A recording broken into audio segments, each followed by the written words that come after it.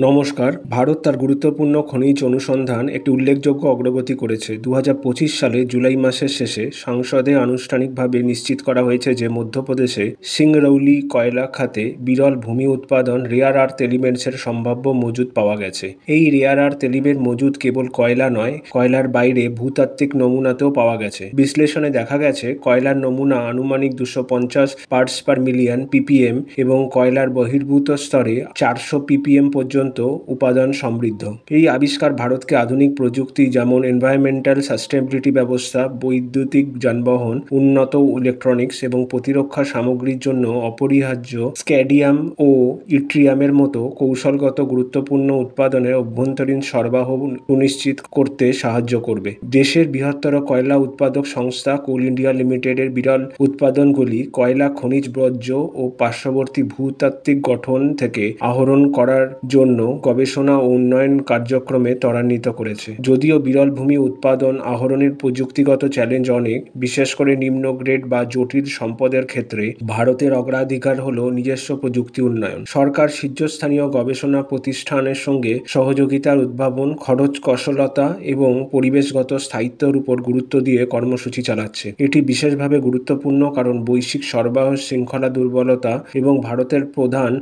Rare earth এলিমেন্টসের আমদানিকারক দেশের চীনের উপর নির্ভরশীলতা বিষয়টি। ভারতের রেয়ার আর্থ এলিমেন্টস আহরণের কৌশল মূলত দেশীয় পরিবেশ বান্ধব ও জীব ভিত্তিক প্রক্রিয়ার ভিত্তি করে তৈরি। সবচেয়ে সম্ভাবনা প্রযুক্তিগুলির মধ্যে একটি হলো বায়োলিচিং, যেখানে প্রাকৃতিক ও প্রকৌশলকৃত জীবাণু যেমন ব্যাকটেরিয়া, ফাঙ্গি, ইস্ট এবং অ্যালগে ব্যবহার করা হয়। এই জীবাণুগুলো কয়লার ছাই ও শিল্পবর্জ্যের রেয়ার আর্থ এলিমেন্টের মিশ্রিত খনিজ ভেঙে দেয়। উদাহরণস্বরূপ অ্যাসিডিওথোব্যাকিলিয়াস পেরোক্সিডেন্স নামক অ্যাসিওডোফিলিক ব্যাকটেরিয়া জৈব অম্ল উৎপাদন করে রেয়ার আর্থ এলিমেন্টসের গুলোকে দ্রবীভূত করতে সক্ষম। একই সঙ্গে কিছু শৈবাল প্রজাতি লিচ দ্রবণ থেকে রেয়ার আর্থ এলিমেন্টস শোষণ করতে পারে। বায়োলিচিংয়ের প্রচলিত রাসায়নিক পদ্ধতির তুলনায় অনেক বেশি টেকসই এবং ভারতের নিম্ন গ্রেড সম্পদ প্রক্রিয়াকরণের জন্য আদর্শ। আরেকটি উদ্ভাবনী পদ্ধতি হলো বায়ো ইঞ্জিনিয়ার্ড প্রোটিন বায়োসোভেন্ট ব্যবহার, যেখানে বিশেষভাবে ডিজাইন করা প্রোটিন যেমন এলটিন লাইক পলিপেপটাইড জটিল বর্জ্য থেকে রেয়ার আর্থ এলিমেন্ট সিলেক্টিভভাবে আটকাতে পারে।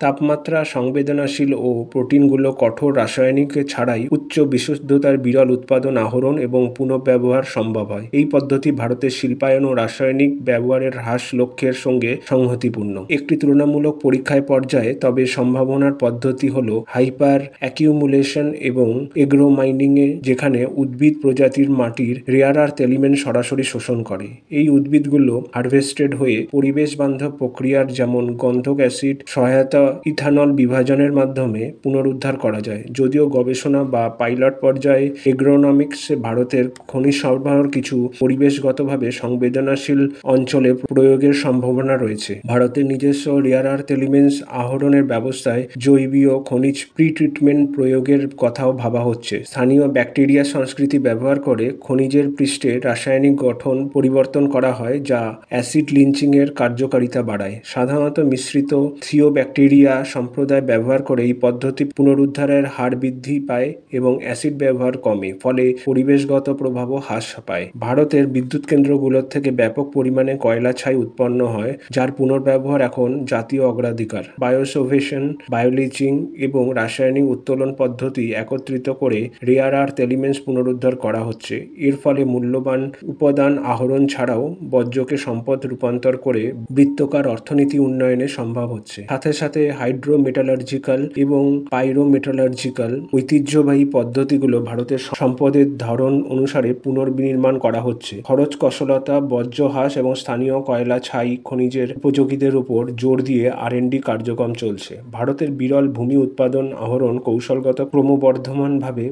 দেশীয় টেকসই জীব অনুপ্রাণিত ও পদ্ধতির উপর ভিত্তি করে জীবাণু দ্বারা আহরণ, প্রকৌশলকৃত প্রোটিন, এগ্রোমাইনিং ও পরিবেশ বান্ধব প্রি-ট্রিটমেন্টের মতো পদ্ধতিগুলি দেশের প্রযুক্তিগত স্বনির্ভরতার জন্য পথপ্রদর্শক। যদিও বেশিরভাগ পদ্ধতি এখনও গবেষণা বা পাইলট পর্যায়ে, তবে এগুলির ক্ষেত্রে ভারতের শক্তি রূপান্তর, ডিজিটাল অবকাঠামো এবং কৌশলগত স্থায়িত্বের জন্য বিরল ভূমি উৎপাদনের নিরাপদ ভবিষ্যৎ নিশ্চিত করবে।